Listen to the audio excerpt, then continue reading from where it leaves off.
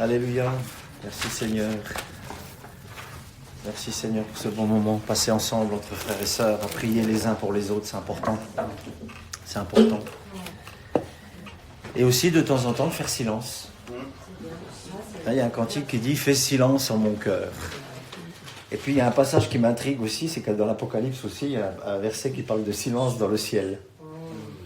Et pour être franc avec vous, je ne comprends pas toute la signification, mais ça fait une question pour plus tard.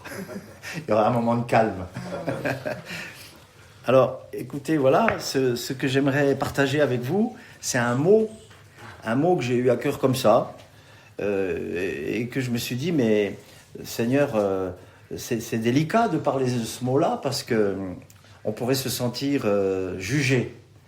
Mais en fait, c'est pas le but.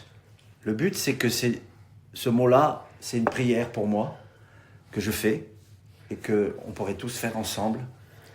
C'est le mot intelligence. L'intelligence.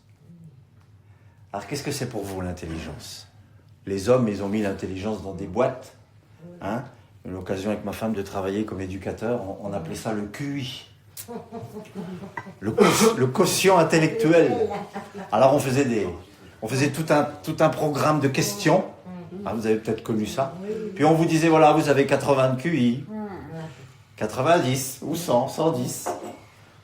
Mais en fait, ça, c'est une analyse d'hommes pour d'autres hommes. Mais l'analyse de Dieu sur l'intelligence, c'est tout autre chose. Et je ne prétends pas faire le tour parce qu'il y a plusieurs centaines de versets sur l'intelligence dans la parole de Dieu. Qu'est-ce que la véritable intelligence selon Dieu? Et je me dis, Seigneur, en quelques versets, peut-être partager ensemble ce que la parole de Dieu nous dit par rapport à ça. Alors si vous voulez, on pourrait prendre Proverbes au chapitre 2. On va lire un premier passage. Proverbes au chapitre 2, verset 1er. Mon fils, ma fille, moi je rajoute ma fille, si tu reçois mes paroles et si tu gardes avec toi mes préceptes. Alors, il y a 8 si. Mon fils, si tu reçois mes paroles, si tu gardes avec toi mes préceptes, si tu rends ton oreille attentive à la sagesse, et si tu inclines ton cœur à l'intelligence, oui, si tu appelles la sagesse, et si tu élèves ta voix vers l'intelligence, si tu la cherches comme l'argent, si tu la poursuis comme un trésor, alors tu comprendras la crainte de l'Éternel et tu trouveras la connaissance de Dieu. Car l'Éternel donne la sagesse, de sa bouche sortent la connaissance et l'intelligence. Amen. Il y a 3 fois le mot intelligence en quelques versets. Et on ressent que c'est un désir de Dieu qu'on grandisse en intelligence, pas pour faire les malins, pas pour montrer qu'on est plus intelligent que d'autres ou participer à des émissions ou des quiz pour répondre à des questions. Vous avez des gens, vous leur posez des questions de géographie, d'histoire, sur tous les sujets, paf, ils vous répondent, mais avec une facilité. Vous dites, toi, alors vous vous sentez tout petit, vous dites, moi j'ai un petit QI, moi. Moi j'ai un petit QI. Et puis lui, et il a même gagné de l'argent, parce que c'est des jeux où on gagne de l'argent. Ah, mais ça, c'est pas l'enseignement de la Bible, ça. L'enseignement de la Bible, c'est autre chose. L'enseignement de la Bible, c'est une affaire de cœur, à cœur, avec Dieu. Et il y a un autre passage qu'on va lire, qui m'a vraiment... En le lisant tout à l'heure, c'est dans Philippiens 4:7. J'étais en train de le lire tout à l'heure avec ma femme pendant qu'on continuait l'étude sur la formation de disciples. C'est Philippiens 4:7.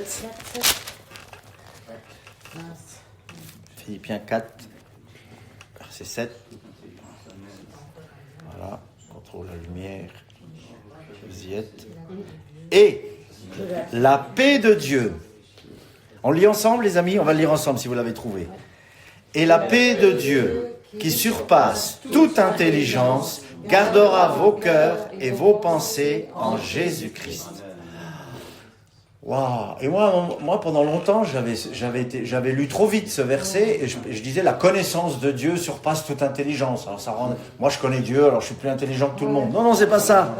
C'est pas ça. C'est la paix de Dieu qui surpasse toute intelligence, qui gardera vos cœurs et vos pensées en Jésus-Christ. C'est pas merveilleux ça? Moi, je bénis Dieu. Je fais cette prière, donc plus profond de mon cœur, dire Seigneur. Ouvre mon esprit pour que, par exemple, je comprenne tes Écritures. Qu'elle soit la nourriture de mon âme, de mon cœur. Ouvre mon cœur pour que... Et Jésus a soufflé sur ses disciples pour qu'ils reçoivent le Saint-Esprit. Amen. Amen. Mais il est aussi écrit dans un autre passage qu'il leur ouvrit l'esprit pour qu'ils comprennent les Écritures. Alors, je vais vous citer une liste de mots et vous allez me dire... Vous allez me dire, à votre avis, qui a dit ces mots-là? Vous allez me dire ce que vous en pensez. Par exemple, ô homme sans intelligence, jusqu'à quand vous supporterai-je? Vous êtes lent à croire. Votre cœur est vraiment lent à croire. L'incrédulité, race perverse et incrédule, dureté, votre cœur est dur. Qui c'est qui dit tout ça? C'est Jésus. Ça ne nous plairait pas qu'ils nous disent ça en face comme ça? Il dit toujours la vérité. C'est une vérité tranchante que quelquefois nous on dit oh ben nous aussi nous on peut y aller hein. Bon, Jésus pouvait y aller lui, mais nous il faut vraiment demander la sagesse pour parler avec la manière dont on doit parler à quelqu'un, parce qu'on peut des fois par nos paroles faire du mal, détruire, par ce manque d'intelligence, justement. Alors, les reproches que Jésus fait, je dirais que il les fait toujours dans un but précis. Est-ce que vous avez une histoire dans les évangiles où Jésus leur dit « Ô homme sans intelligence », ça vous dit quelque chose? Oui. C'est sur le chemin d'Emmaüs. Sur le chemin d'Emmaüs, j'ai le texte, mais... Elle est extraordinaire cette histoire. C'est Jésus, le jour de sa résurrection. Hein, vous qui lisez la Bible, si vous vous apercevez que je vais dans une mauvaise direction biblique, vous me faites hop, stop. Et là, ils viennent de Emmaüs, de Jérusalem, ils retournent à Emmaüs, c'est un petit village de campagne. Et j'ai regardé le nombre de stades, ça fait 21 km à peu près. 21 km, c'était pas des routes goudronnées, donc je pense qu'il y avait entre 2 et 3 heures de marche. 2-3 heures de marche. Et là, ils partent et là, ils discutent de ce qui vient de se passer, la résurrection de Jésus, des femmes qui disent, oh mais il y en a qui disent qu'il est ressuscité.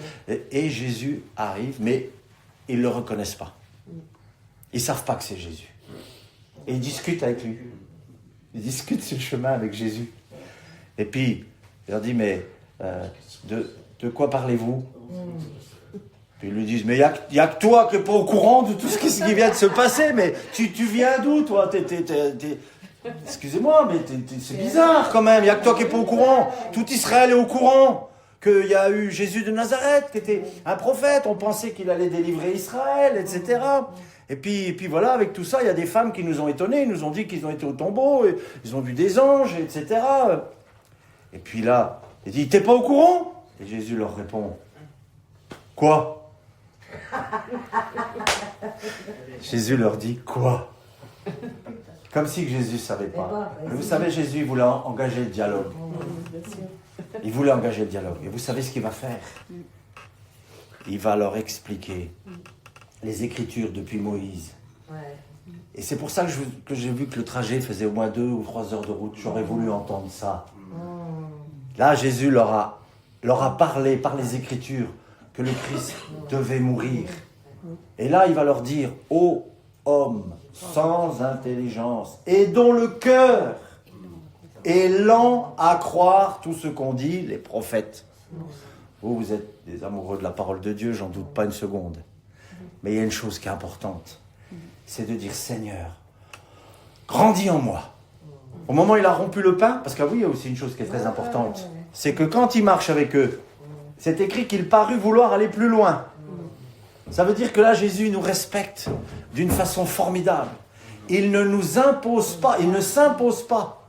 C'est eux qui ont dit, Le jour est à son déclin. Reste avec nous. Et nous, il faut qu'on fasse la même chose.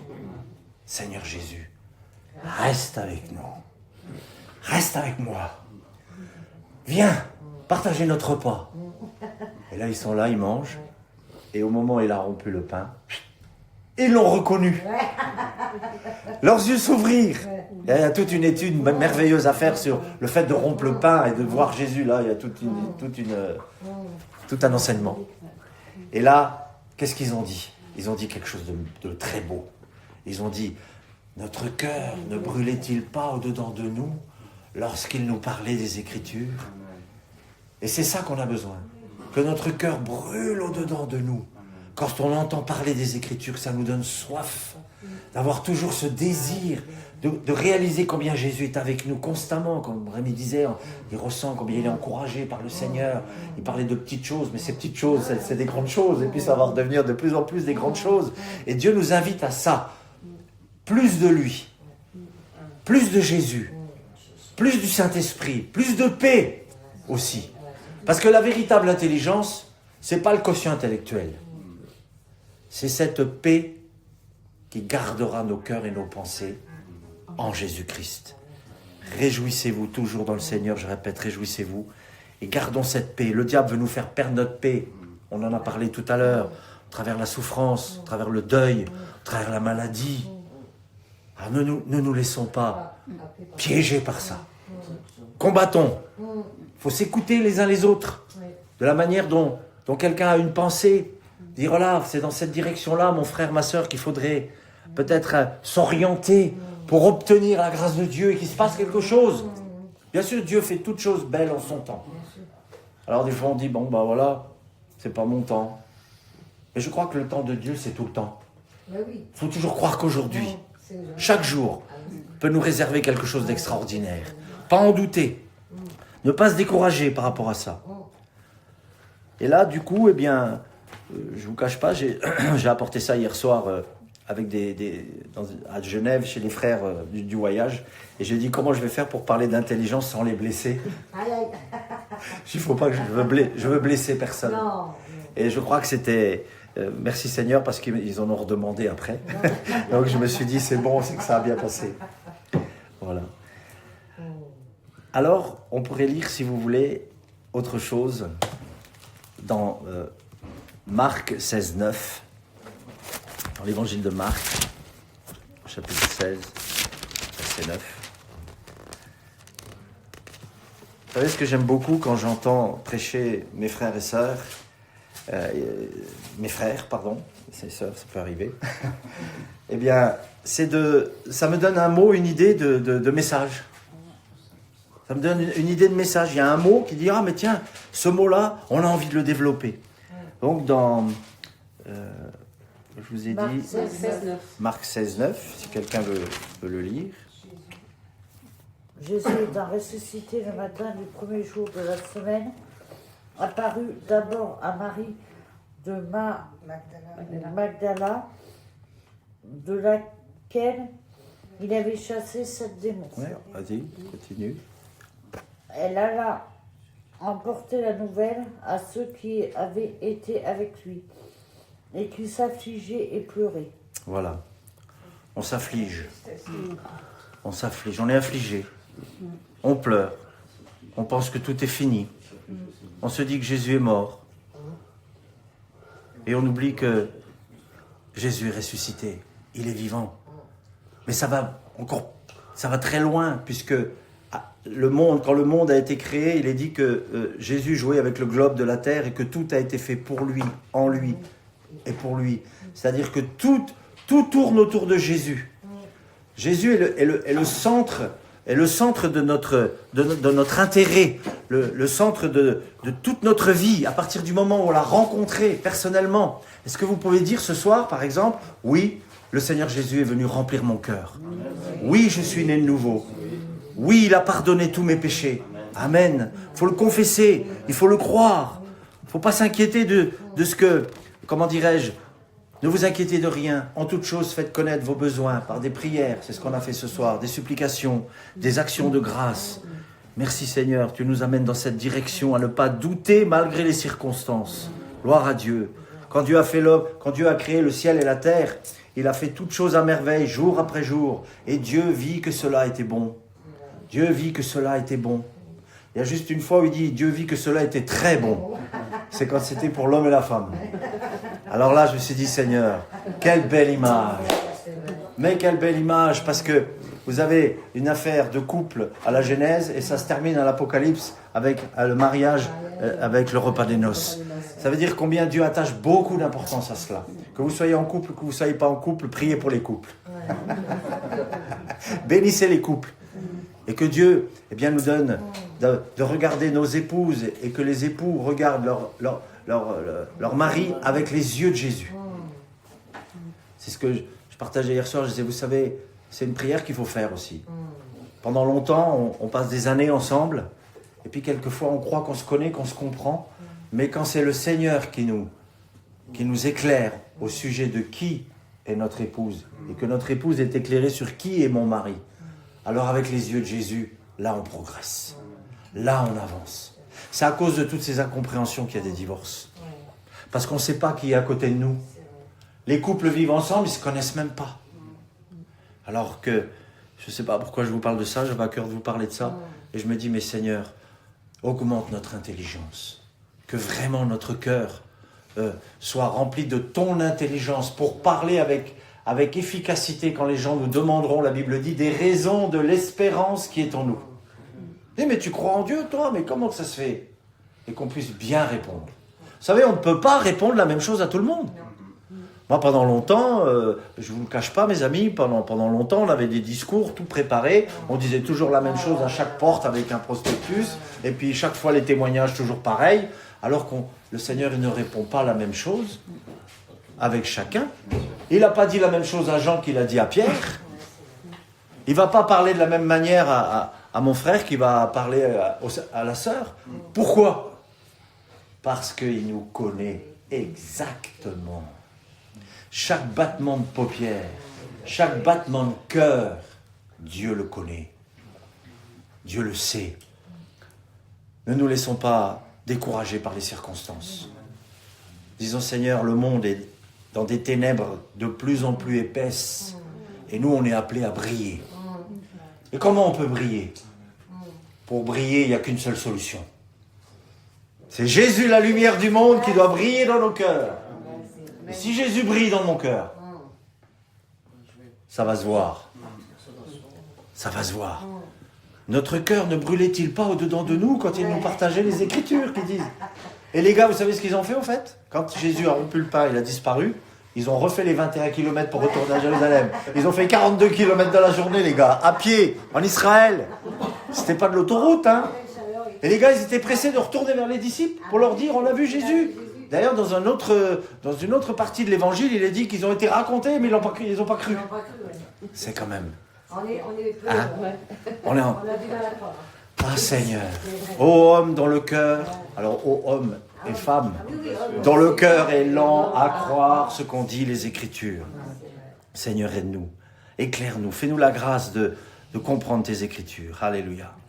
Amen. Si vous avez des questions en cours de route, n'hésitez pas. Il n'y a pas de mal à poser des questions. Il n'y a pas de questions bêtes. Alors j'ai relevé plusieurs passages concernant l'intelligence. Quelle est à votre avis la première fois où il est parlé d'intelligence dans la parole de Dieu? Alors, vous le savez tous, je ne vous pose pas une colle. C'est dans la Genèse, oui. Allez. Bon, vous m'auriez posé la question avant que je le trouve cet après-midi, j'aurais pas su quoi répondre peut-être. C'est lorsque Ève va manger le fruit. Il est écrit pour ouvrir leur intelligence. Alors ça ne veut pas dire qu'ils n'étaient pas intelligents, mais c'était une intelligence pour la connaissance du bien et du mal. Hein, vous voyez, je veux dire. Et vous savez que j'ai l'impression qu'on se fait une fausse image du jardin d'Éden. Parce qu'en relisant bien correctement la création dans la Genèse, on découvre beaucoup de choses extraordinaires. Les arbres. J'ai regardé le recensement des arbres mondial. Dans le monde, on est à, je crois que c'est 73 000, je vous leur dirai le chiffre, variétés d'arbres différentes, recensées, mais ils en découvrent encore. Et là, il est marqué que Dieu avait mis une multitude d'arbres, des beaux arbres fruitiers. Donc le jardin, il n'était pas petit. Et quand vous regardez les fleuves, il y a le Tigre, il y a l'Euphrate, et les deux autres, j'ai regardé, je n'ai pas trouvé les deux autres, mais le Tigre et l'Euphrate. L'Euphrate, par exemple, il fait 2850 km de long, 3 fois la France. Ah ben je dis, et ils traversaient le jardin. Ah ben le jardin, ils faisaient déjà, ils avaient de l'espace. Hein. Ils avaient un bon territoire là, Adam et Ève. Hein. Donc Adam et Ève, ils avaient, on ne sait même pas le nombre, on ne peut pas imaginer le nombre d'arbres fruitiers qu'il pouvait y avoir. Et Dieu leur dit, vous pouvez manger tous les arbres fruitiers que vous voulez. Vous êtes heureux pour l'éternité. Vous avez la liberté, vous êtes éternel. Mais il y a juste un arbre, de la connaissance du bien et du mal. Vous n'y touchez pas. Dieu nous avertit. Dieu n'est pas un tyran. Il nous avertit que si tu touches, il y a danger. Tu mourras. Alors imaginez, vous avez des milliers d'arbres fruitiers. Vous pouvez vivre pour l'éternité, mais c'est celui-là qu'ils ont touché. Le serpent le plus rusé de tous les animaux. Après, Dieu, où es-tu ? Où es-tu ? Je me suis caché. Oui, on se cache. Quand on a mauvaise conscience, on se cache. Mais c'est pas de ma faute, c'est la faute de la femme que tu as mis à côté de moi. Et la femme, c'est pas ma faute, c'est le serpent. Et là, en lisant ça, ça m'a fait réaliser que l'intelligence s'est ouverte, mais une intelligence qui va amener au péché, qui va amener au mal. Et puis, pour continuer sur l'intelligence, je ne prétends pas faire le tour, parce que je pense qu'il y a vraiment possibilité de faire quelque chose de très très riche par rapport à ça. Mais j'ai relevé 4 choses dans les proverbes. L'intelligence est comme un bouclier. L'intelligence est une assurance. Elle nous dirige. Je ne vous lis pas les versets en entier, mais je pourrais vous les donner. C'est Proverbes 2, 7, un bouclier, 10, 9, une assurance, 11, 3, elle nous dirige, et 28, 18, l'intelligence, l'homme intelligent trouve le salut. Nous amène au salut. Alors dit Seigneur, tu vois, moi j'ai pas été beaucoup à l'école, j'ai pas beaucoup de diplômes. Puis même si quelqu'un a beaucoup de diplômes, c'est pas pour ça qu'il est intelligent. C'est vrai. La preuve, on est dirigé par des gouvernants, ils sont à l'Assemblée nationale, hein, ils ont des gros salaires, hein. Voilà, ils sont ministres, hein. Mais s'ils n'ont pas Jésus dans leur cœur, leur intelligence ne sert de rien. De rien. C'est la connaissance de Jésus qui est le plus important pour nous. Amen. Qui grandisse en nous. Et là, Ésaïe 38.3 nous dit, il nous parle d'une intelligence de cœur. Est-ce que notre cœur est tout entier ? Je pense beaucoup à ce verset merveilleux qui dit « Garde ton cœur plus que toute autre chose, car de lui viennent les sources de la vie. » Si notre cœur est grand ouvert, vous savez, souvent il y a des gens, ils voudraient bien vivre ce qu'on vit, comprendre ce qu'on passer, mais seulement ils n'ouvrent pas leur cœur. Ou alors ils en trouvent comme ça et puis ils regardent à travers, mais ils veulent pas s'ouvrir pleinement parce qu'ils ont peur de perdre quelque chose. Le diable leur fait croire que s'ils marchent avec Jésus, s'ils marchent avec Dieu, ça va être austère, ça va être triste, il va falloir pratiquer une religion, et le diable les trompe, il les mène en bateau.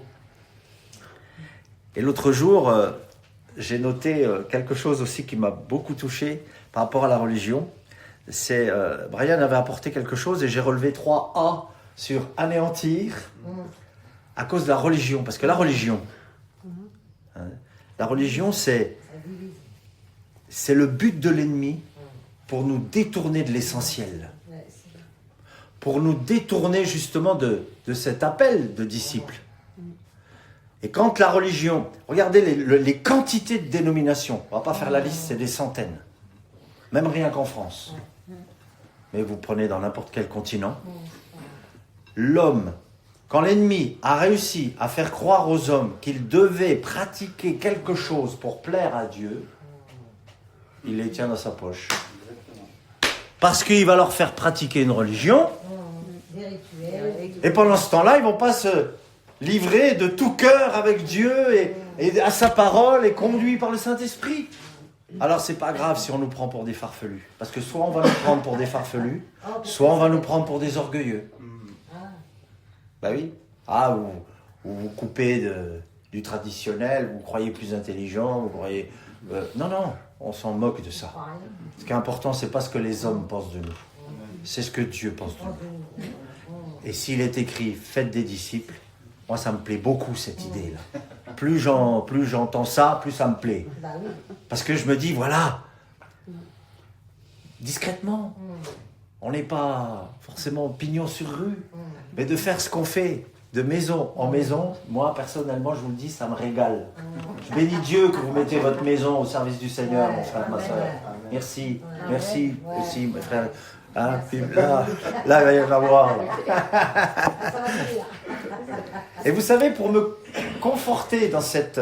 c'est quelque chose qu'avec mon épouse, on vit depuis quelques années, mais comme je disais à mon frère, c'est le fait de vous avoir connu, ça a été un petit peu comme un saut de confirmation de ce qu'on vit depuis plusieurs années. Et je me suis dit, je vais reprendre les actes des apôtres, et je vais me relire les actes des apôtres pour voir comment se passaient les premiers disciples. Faites-le, vous allez vous régaler. Le nombre de choses qui se passent dans des maisons, c'est incroyable. Des baptêmes d'eau, des baptêmes du Saint-Esprit, des enseignements. Et même l'apôtre Paul, à la fin des actes, il est écrit qu'il a loué pendant 2 ans un logement pour recevoir les gens. L'apôtre Paul payait le loyer. Ça nous dit quoi? Parce que moi, je vous dis le contraste avec ce que j'ai connu. C'est pas l'apôtre qui aurait payé le loyer pour prêcher l'évangile. C'est pas les pasteurs qui auraient... Non. Et là, Paul nous donne un exemple. D'ailleurs, je crois même qu'il dira, ce sont ses mains qui ont pourvu à mes besoins. Il fabriquait, il travaillait. Il faisait des tentes, fabriquait des tentes. Et c'était quelqu'un qui pourvoyait à ses besoins. Il nous a donné un exemple extraordinaire, Paul. Puis après, parce qu'il était au service des autres. C'est la différence entre un vrai serviteur de Dieu et un faux. C'est qu'il y en a un qui se sert et il y en a un qui sert ses frères et sœurs. L'autre jour, on a lu un passage avec mon frère William d'Ézéchiel 34. Ézéchiel 34, vous le lirez. C'est un passage très très fort qui parle des pasteurs qui se servent, qui profitent des brebis, qui les malmènent, qui les bousculent, qui leur font boire de l'eau troublée. Vous les avez heurtées, vous vous paissez vous-même au lieu de paître mes brebis. Et elles se sont éparpillées dans la montagne. C'est ce qui nous est arrivé, nous. On a atterri à la montagne. Et avant de venir ici, il y avait eu une prophétie, on était dans une grande convention, on a dit, j'ai vu votre situation, je sais où vous en êtes, je vais vous sortir de là et je vous emmène à la montagne. Vrai? Quand ma femme est sortie, elle me dit, t'as entendu la prophétie, c'était pour nous? Oui. On ne pensait pas du tout qu'on viendrait ici. Mais le Seigneur a permis qu'on puisse venir ici. Le Seigneur a conduit toutes choses. C'est pas pour vous parler de moi, mais c'est vraiment pour vous partager que je mettrai des chemins tout tracés dans vos cœurs. Et pour terminer, je vais vous partager une dernière chose qui est très intelligente. C'est intelligent parce que c'est pas de moi, mais ça vient de la parole de Dieu. Retrouvons, si nous l'avons perdu, le feu du premier amour. Qu'est-ce que c'est que le feu du premier amour? Combien de frères et sœurs on a connus qui ont rencontré Jésus avec une joie, une merveille, c'était extraordinaire, ils se sont fait baptiser, ils ont vécu des choses extraordinaires. Et pendant plusieurs mois, quelques petites années, c'est formidable, merveilleux. Et puis, voilà que ce feu s'est éteint tout doucement. Cette joie s'est mise à disparaître. Et puis, en s'éloignant de Dieu, quand on s'éloigne de Dieu, voilà, la flamme s'éteint. Faute de bois, le feu s'éteint. Notre cœur, il est comme un poêle à bois. Si vous arrêtez de mettre du bois, il va s'éteindre. Mais si vous mettez du bois, le bois de la croix, les chants, la louange, la parole de Dieu, la communion fraternelle, prier les uns pour les autres. Est-ce qu'on ne se fait pas du bien là ce soir? Mais moi je me réjouis d'être avec vous là, parce que je suis dans la paix. Et je voudrais que cette paix, par la grâce de Dieu, grandisse en intelligence, pour devenir plus intelligent, mais pour le bien de mes frères et sœurs, pour le bien de mon prochain. Parce que sans lui, on ne peut rien faire.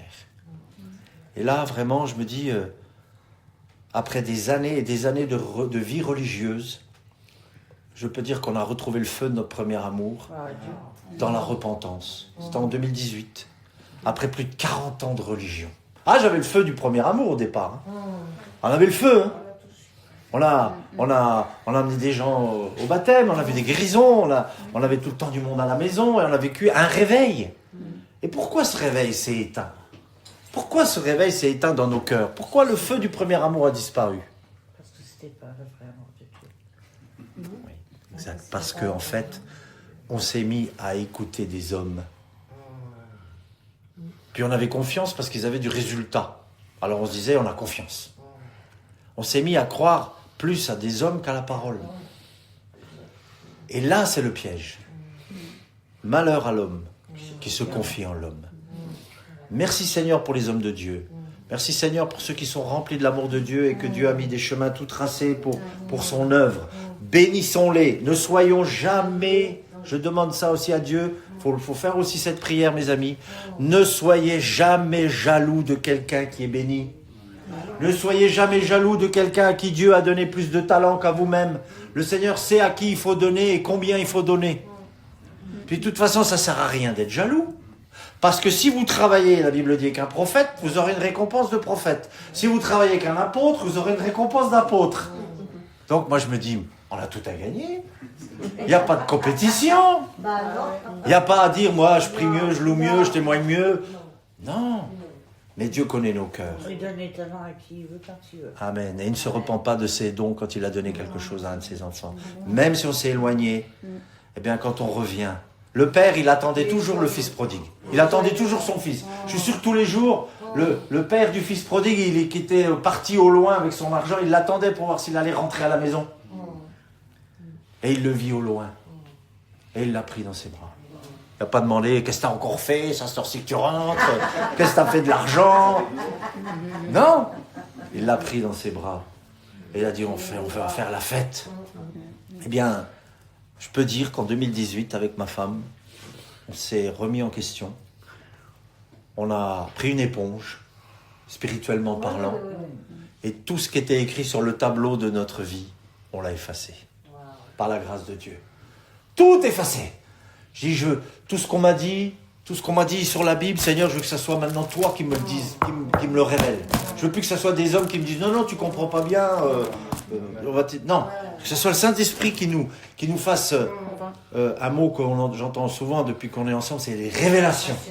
Des révélations de la parole de Dieu. Moi, je prie pour que Dieu nous donne des révélations.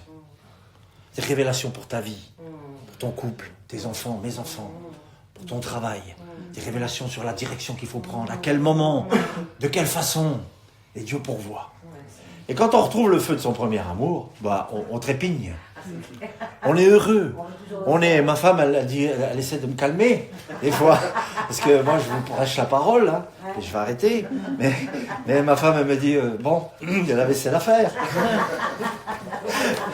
Et puis, enfin bref, on se comprend. Mais ça n'empêche pas, on peut faire la vaisselle en priant. Ouais. Il y a une maman qui a compris ça un jour. Elle dit, mais Seigneur, tu demandes de prier sans cesse. J'ai 5 enfants. Faut que je travaille. T'as vu toutes mes occupations. Comment que je peux prier sans cesse? Et là, moi, je me dis, est-ce que Dieu nous demande quelque chose dans sa parole qu'on ne peut pas faire? S'il nous demande de prier sans cesse, c'est un appel, c'est une demande.